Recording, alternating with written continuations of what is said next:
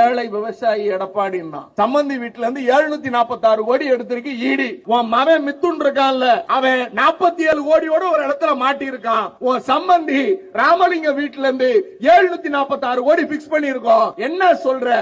கட்சியா குடுக்கறியா இல்ல கூட்டணிக்கு வரியா அப்படின்னு கேட்ட உடனே எனக்கு கட்சியும் வேண்டாம், அதிமுக வேண்டாம், எதுவும் வேண்டாம், நான் உங்களுக்கு அடிமைன்னு அமித்ஷா அண்ணா திமுகவை அடிமை திமுகன்னு பேர் மாத்தி நேத்து எழுதி கொடுத்துட்டு வந்துட்டார். அவர் சொல்றாரு ஊர்ல இருக்க கோயில் காசெல்லாம் எடுத்து ஸ்கூல் காலேஜ் கட்டுறாங்க அப்படின்னு. ஸ்கூல் காலேஜ் கட்டுறாங்க அப்படிங்கிறது ஸ்கூல் எதுக்கு கட்டுறோம்? எதுக்கு கட்டுறோம்? சத்தமா படிக்கிறதுக்கா? காலேஜ் ஏன் கட்டுறோம்?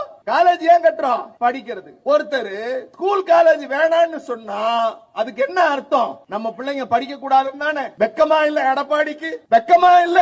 நீ ஒரு திராவிட கட்சி தானே? நீ அண்ணா திமுக சொல்ற திராவிட கட்சின்னு இத்தனை நாள் நினைத்துக் கொண்டிருந்தோம். ஆனால் நாற்காலிக்காக, தன் பிள்ளையை காப்பதற்காக, தன் சம்பந்தியை காப்பதற்காக காவி கொடி தெரித்து அடிமையாக அண்ணாமலைன்னு ஒருத்தன் உன்னை மானங்கட்டத்தனமா கேள்வி கேட்டானே, அந்த கட்சியில போய் நீ கூட்டணி வைக்கலாமையா? அண்ணாமலை இப்ப டிவியில போட்டோம்ல, அண்ணாமலைன்னு ஒரு ஆளு அசிங்க அசிங்கமா கேட்டா அண்ணாவை பேசினார்கள், நாங்கள் பாஜகவை விட்டு வெளியேறினோம். சார், பாஜகவும் ஆமையும் ஒண்ணு. ஆம பூந்த வீடு விளங்குமா?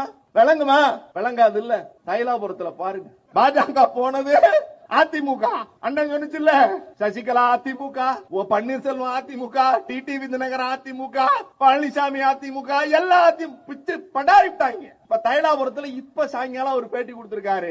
அன்புமணி இனிஷியல வேணா போட்டுக்கோ, என் பேரு ராமதாசன், நீ பயன்படுத்தவே கூடாதுன்ட்டார். பாவம், ஆம பூந்துச்சு, குடும்பம் காணா போச்சு.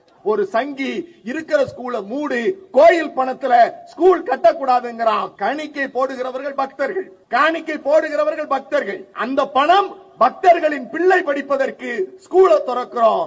1000 பேருக்கு உணவளித்தல், அன்னசத்திரம் 1000 அமைத்தல், அதை விட அங்கோர் ஏழைக்கு எழுத்தறிவித்தல்.